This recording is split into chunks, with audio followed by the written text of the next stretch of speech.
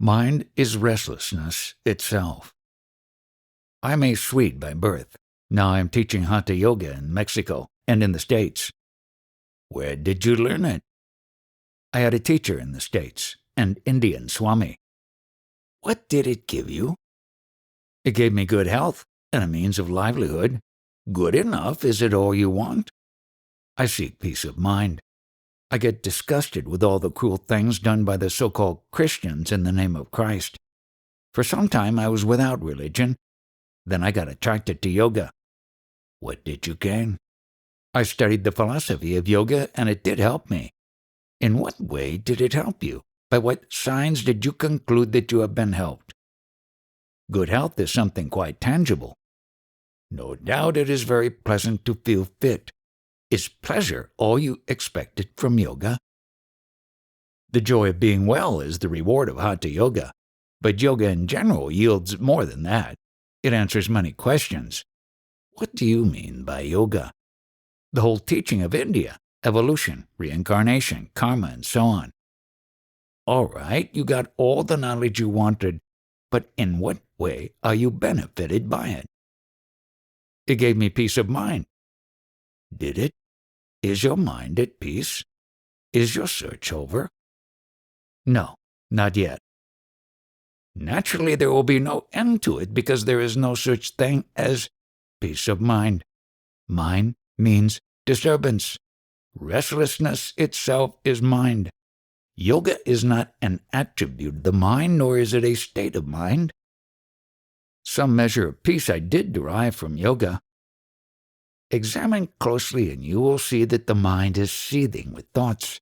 It may go blank occasionally, but it does for a time and reverts to its usual restlessness. A becalmed mind is not a peaceful mind. You say you want to pacify your mind. Is he who wants to pacify the mind himself peaceful? No, I'm not at peace. I take the help of yoga. Don't you see the contradiction? For many years you sought your peace of mind. You could not find it, for a thing essentially restless cannot be at peace. There is some improvement. The peace you claim to have found is very brittle. Any little thing can crack it. What you call peace is only an absence of disturbance. It is hardly worth the name. The real peace cannot be disturbed. Can you claim a peace of mind that is unassailable? I am striving. Striving, too, is a form of restlessness. So what remains? The self does not need to be put to rest. It is peace itself, not at peace. Only the mind is restless. All it knows is restlessness, with its many modes and grades. The pleasant are considered superior, and the painful are discounted. What we call progress is merely a change over from the unpleasant to the pleasant. But changes, by themselves, cannot bring us to the changeless, for whatever has a beginning must have an end. The real does not begin. It only reveals itself as beginningless and endless, all-pervading, all-powerful, immovable prime mover, timelessly changeless. So what has one to do? Through yoga you have accumulated knowledge and experience.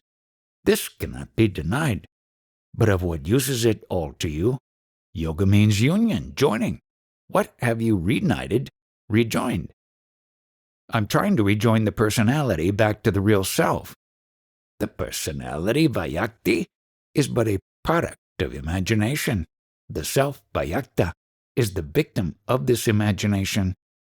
It is the taking yourself to be what you are not that binds you. The person cannot be said to exist on its own rights. It is the self that believes there is a person and is conscious of being it. Beyond the self, Vyakta, lies the unmanifested Avyakta, the causeless cause of everything. Even to talk of reuniting the person with the self is not right, because there is no person, only a mental picture given a false reality by conviction. Nothing was divided, and there is nothing to unite. Yoga helps in the search for and the finding of the self. You can find what you have lost, but you cannot find what you have not lost. Had I never lost anything, I would have been enlightened. But I am not. I am searching. Is not my very search a proof of my having lost something? It only shows that you believe you have lost. But who believes it? And what is believed to be lost? Have you lost a person, like yourself?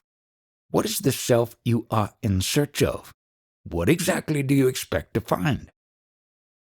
The true knowledge of the self. The true knowledge of the self is not a knowledge. It is not something you find by searching, by looking everywhere. It is not to be found in space or time. Knowledge is but a memory, a pattern of thought, a mental habit. All these are motivated by pleasure and pain. It is because you are goaded by pleasure and pain that you are in search of knowledge. Being oneself is completely beyond all motivation. You cannot be yourself for some reason. You are yourself, and no reason is needed. By doing yoga, I shall find peace. Can there be peace apart from yourself? Are you talking from your own experience or from books only? Your book knowledge is useful to begin with, but soon it must be given up for direct experience, which by its very nature is inexpressible. Words can be used for destruction also. Of words, images are built. By words, they are destroyed. You got yourself into your present state through verbal thinking. You must get out of it the same way. I did attain a degree of inner peace. Am I to destroy it? What has been attained may be lost again. Only when you realize the true peace, the peace you have never lost, that peace will remain with you, for it was never away. Instead of searching for what you do not have, find out what is it that you have never lost. That which is there before the beginning and after the ending of everything. That to which there is no birth, nor death. That immovable state, which is not affected by the birth and death of a body or a mind. That state you must perceive. What are the means to such perception? In life, nothing can be had without overcoming obstacles. The obstacles to the clear perception of one's true being are desire for pleasure and fear of pain. It is the pleasure, pain, motivation that stands in the way. The very freedom from all motivation, the state in which no desire arises, is the natural state. Such giving up of desires, does it need time? If you leave it to time, millions of years will be needed. Giving up desire after desire is a lengthy process, with the end never in sight. Leave alone your desires and fears. Give your entire attention to the subject, to him who is behind the experience of desire and fear. Ask, who desires? Let each desire bring you back to yourself. The root of all desires and fears is the same, the longing for happiness. The happiness you can think of and long for is mere physical or mental satisfaction. Such sensory or mental pleasure is not the real, the absolute happiness. Even sensory and mental pleasures in the general sense of well-being which arises with physical and mental health must have their roots in reality. They have their roots in imagination. A man who is given a stone and assured that it is a priceless diamond will be mightily pleased until he realizes his mistake. In the same way, pleasures lose their tang and pains their barb when the self is known. Both are seen as they are, conditional responses, mere reactions, plain attractions and repulsions, based on memories or preconceptions. Usually, pleasure and pain are experienced when expected. It is all a matter of acquired habits and convictions. Well, pleasure may be imaginary, but pain is real. Pain and pleasure go always together. Freedom from one means freedom from both. If you do not care for pleasure, you will not be afraid of pain. But there is happiness, which is neither, which is completely beyond. The happiness you know is describable and measurable. It is objective, so to say, but the objective cannot be your own. It would be a grievous mistake to identify yourself with something external. This turning up of levels leads nowhere. Reality is beyond the subjective and objective, beyond all levels, beyond every distinction. Most definitely it is not their origin, source, or root. These come from ignorance of reality, not from reality itself, which is indescribable, beyond being and not being. Many teachers I have followed and studied many doctrines, yet none gave me what I wanted. The desire to find the self will be surely fulfilled, provided you want nothing else. But you must be honest with yourself and really want nothing else. If in the meantime you want many other things and are engaged in their pursuit, your main purpose may be delayed until you grow wiser and cease being torn between contradictory urges. Go within, without swerving, without ever looking outward. But my desires and fears are still there. Where are they but in your memory? Realize that their root is in expectation born of memory, and they will cease to obsess you. I've understood very well that social service is an endless task. But improvement and decay, progress and regress go side by side. We can see it on all sides and on every level. What remains? Whatever work you have undertaken, complete it. Do not take up new task unless it is called for by a concrete situation of suffering and relief from suffering. Find yourself first, and endless blessings will follow. Nothing profits the world as much as the abandoning of profits. A man who no longer thinks in terms of loss and gain is the truly non-violent man, for he is beyond all conflict. Yes, I was always attracted by the idea of ahimsa, non-violence. Primarily, ahimsa means what it says, don't hurt. It is not doing good that comes first, but ceasing to hurt, not adding to suffering. Pleasing others is not ahimsa. I am not talking of pleasing, but I am all for the helping of others. The only help worth giving is freeing from the need for further help. Repeated help is no help at all. Do not talk of helping another, unless you can put him beyond all need of help. How does one go beyond the need of help, and can one help another to do so? When you have understood that all existence in separation and limitation is painful, and when you are willing and able to live integrally in oneness with all life, as pure being, you have gone beyond all need of help. You can help another by precept and example, and above all, by your being. You cannot give what you do not have, and you do not have what you are not. You can only give what you are, and of that you can give limitlessly. But is it true that all existence is painful? What else can be the cause of this universal search for pleasure? Does a happy man seek happiness? How restless people are, how constantly on the move. It is because they are in pain that they seek relief and pleasure. All the happiness they can imagine is in the assurance of repeated pleasure. If what I am, as I am, the person I take myself to be, cannot be happy, then what am I to do? You can only cease to be as you seem to be now. There is nothing cruel in what I say. To wake up a man from a nightmare is compassion. You came here because you are in pain. And all I say is, wake up, know yourself, be yourself. The end of pain lies not in pleasure. When you realize that you are beyond both pain and pleasure, aloof and unassailable, then the pursuit of happiness ceases, and the resultant sorrow too. For pain aims at pleasure, and pleasure ends in pain relentlessly. In the ultimate state there can be no happiness, nor sorrow, only freedom. Happiness depends on something other and can be lost. Freedom from everything depends on nothing and cannot be lost.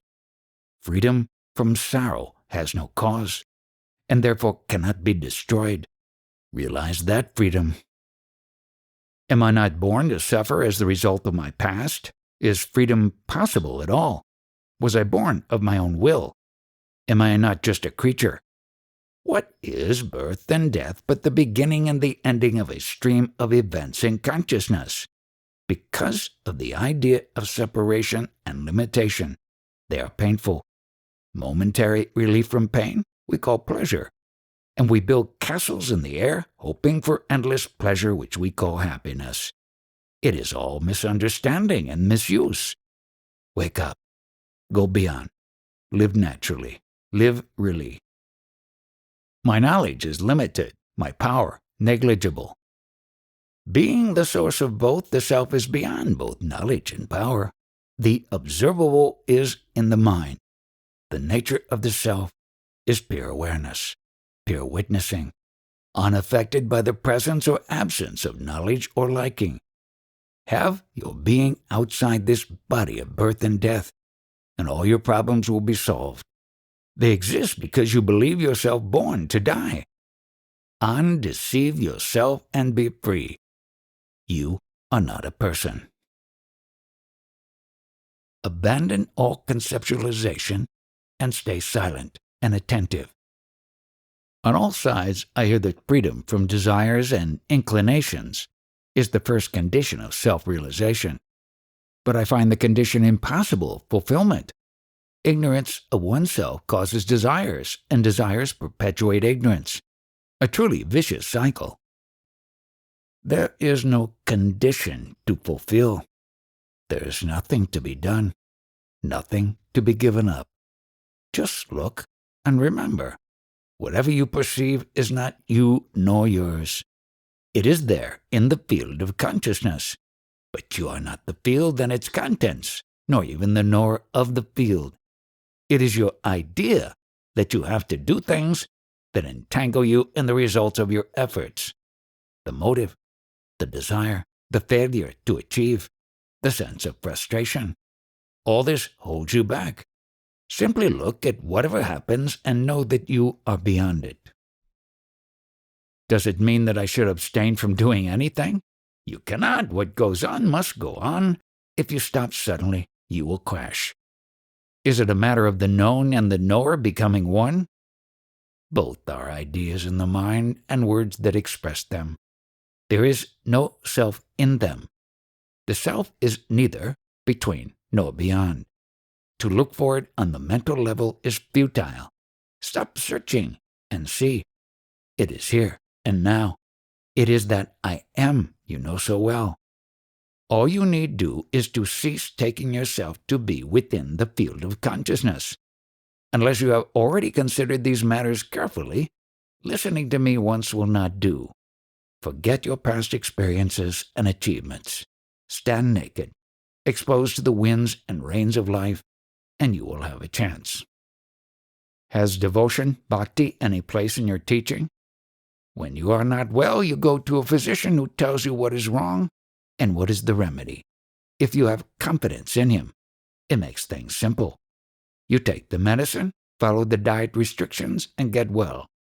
But if you do not trust him, you may still take a chance, or you may study medicine yourself. In all cases, it is your desire for recovery that moves you, not the physician. Without trust, there is no peace. Somebody or other you always trust. It may be your mother or your wife. Of all the people, the knower of the self, the liberated man, is the most trustworthy. But merely to trust is not enough. You must also desire. Without desire for freedom, of what use is the confidence that you can acquire freedom?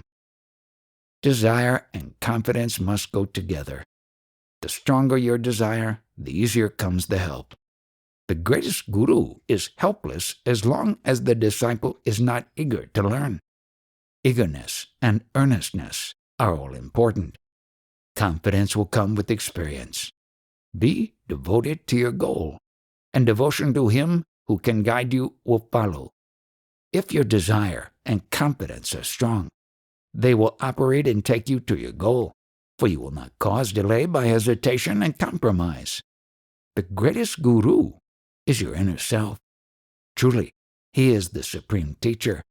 He alone can take you to your goal. and He alone meets you at the end of the road.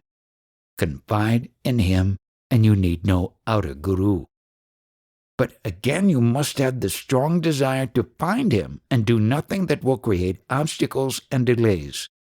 And do not waste energy and time on regrets. Learn from your mistakes and do not repeat them. If you do not mind my asking a personal question, yes, go ahead. I see you sitting on antelope skin. How does it tally with nonviolence? All of my working life, I was a cigarette maker, helping people to spoil their health. And in front of my door, the municipality has put up a public laboratory, spoiling my health. In this violent world, how can one keep away from violence of some kind or other? Surely all avoidable violence should be avoided, and yet in India, every holy man has his tiger, lion, leopard, or antelope skin to sit on. Maybe because no plastics were available in ancient times and a skin was best to keep the damp away. Rheumatism has no charm, even for a saint. Thus, the tradition arose that for lengthy meditations a skin is needed. Just like the drum hide in a temple, so is the antelope skin of a yogi. We hardly notice it. But the animal had to be killed. I have never heard of a yogi killing a tiger for his hide. The killers are not yogis, and the yogis are not killers. Should you not express your disapproval by refusing to sit on a skin? What an idea! I disapprove of the entire universe. Why only a skin? What is wrong with the universe? Forgetting yourself is the greatest injury. All the calamities flow from it. Take care of the most important. The lesser will take care of itself. You do not tidy up a dark room. You open the windows first. Letting in the light makes everything easy. So let us wait with improving others until we have seen ourselves as we are and have changed. There is no need to turn around and round in endless questioning. Find yourself, and everything will fall into its proper place. The urge to return to the source is very rare. Is it at all natural? Outgoing is natural in the beginning, ingoing in the end. But in reality, the two are one, just like breathing in and out are one. In the same way, are not the body and the dweller in the body one? Events in time and space, birth and death, cause and effect, these may be taken as one. But the body and the embodied are not of the same order of reality. The body exists in time and space, transient and limited, while the dweller is timeless and spaceless, eternal and all-pervading. To identify the two is a grievous mistake, and the cause of endless suffering. You can speak of the mind and body as one, but the body-mind is not the underlying reality. Whoever he may be, the dweller is in control of the body and therefore responsible for it. There is a universal power which is in control and is responsible. And so I can do as I like and put the blame on some universal power. How easy. Yes, very easy. But just realize the one mover behind all that moves and leave all to him. If you do not hesitate or cheat, this is the shortest way to reality. Stand without desire and fear, relinquishing all control and all responsibility. What madness? Yes, divine madness. What is wrong in letting go the illusion of personal control and personal responsibility? Both are in the mind only. Of course, as long as you imagine yourself to be in control, you should also imagine yourself to be responsible. One implies the other. How can the universal be responsible for the particular? All life on earth depends on the sun. Yet you cannot blame the sun for all that happens, though it is the ultimate cause. Light causes the color of the flower, but it neither controls nor is responsible for it directly. It makes it possible, that is all. What I do not like in all this is taking refuge in some universal power. You cannot quarrel with facts. Whose facts? Yours or mine? Yours, You cannot deny my facts, for you do not know them. Could you know them, you would not deny them. Here lies the trouble. You take your imagining for facts and my facts for imagination. I know for certain that all is one. Differences do not separate. Either you are responsible for nothing or for everything. To imagine that you are in control and responsible for one body only is the aberration of the body-mind. Still, you are limited by your body only in matters pertaining to the body. This I do not mind. It is like enduring the seasons of the year. They come, they go. They hardly affect me. In the same way, body-minds come and go. Life is forever in search of new expressions. As long as you do not put up all the burdens of evil on God, I am satisfied. There may be a God for all I know, but to me he is a concept projected by the human mind.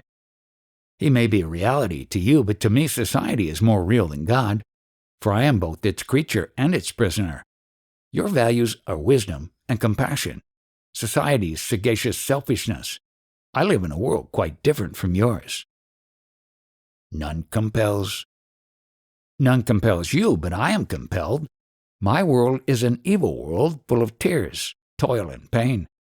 To explain it away by the intellectualizing, by putting forth theories of evolution and karma, is merely adding insult to injury. The God of an evil world is a cruel God. You are the God of your world, and you are both stupid and cruel. Let God be a concept, your own creation. Find out who you are. How did you come to live, longing for truth, goodness, and beauty in a world full of evil? Of what use is your arguing for or against God, when you just do not know who is God and what you are talking about? The God born of fear and hope, shaped by desire and imagination, cannot be the power that is the mind and the heart of the universe. I agree that the world I live in and the God I believe in are both creatures of imagination. But in what way are they created by desire? Why do I imagine a world so painful and a God so indifferent? What is wrong with me that I should torture myself so cruelly? The enlightened man comes and tells me it is but a dream to put an end to. But is he not himself a part of the dream? I find myself trapped and see no way out. You say you are free. Of what are you free? For heaven's sakes, don't feed me on words. Enlighten me. Help me to wake up, since it is you who sees me tossing in my sleep. When I say free, I merely state a fact. If you are an adult, you are free from infancy. I am free from all description and identification. Whatever you may hear, see, or think of, I am not that. I am free from being a percept or a concept. Still, you have a body and you depend on it. Again, you assume that your point of view is the only correct one. I repeat, I was not, am not, shall not be a body. To me, this is a fact. I, too, was under the illusion of having been born, but my guru made me see that birth and death are mere ideas. Birth is merely the idea, I have a body, and death, I have lost my body. Now, when I know I am not a body, the body may be there, or may not. What difference does it make? The body-mind is like a room. It is there, but I do not live in it all the time. Yet there is a body, and you do take care of it. The power that created the body takes care of it. We are jumping from level to level all the time. There are two levels to consider, the physical, of facts, and mental, of ideas. I am beyond both. Neither your facts nor ideas are mine. What I see is beyond. Cross over to my side and see with me. What I want to say is very simple. As long as I believe I am the body, I must not say God will look after my body. God will not. He will let it starve, sicken, and die. What else do you expect from a mere body? Why are you so anxious about it? Because you think you are the body. You want it indestructible. You can extend its life considerably by appropriate practices, but for what ultimate good? It is better to live long and healthy. It gives us a chance to avoid the mistakes of childhood and youth, the frustrations of adulthood, the miseries and imbecility of old age. By all means, live long, but you are not the master. Can you decide the days of your birth and death? We are not speaking the same language. Yours is a make-believe talk. All hangs on suppositions and assumptions. You speak with assurance about things you are not sure of. Therefore I am here. You are not here. I am here. Come in, but you don't. You want me to live your life, feel your way, use your language. I cannot, and it will not help you. You must come to me. Words are of the mind, and the mind obscures and distorts. Hence the absolute need to go beyond words and move over to my side. Take me over. I am doing it, but you resist. You give reality to concepts, while concepts are distortions of reality. Abandon all conceptualization and stay silent and attentive. Be earnest about it, and all will be well with you.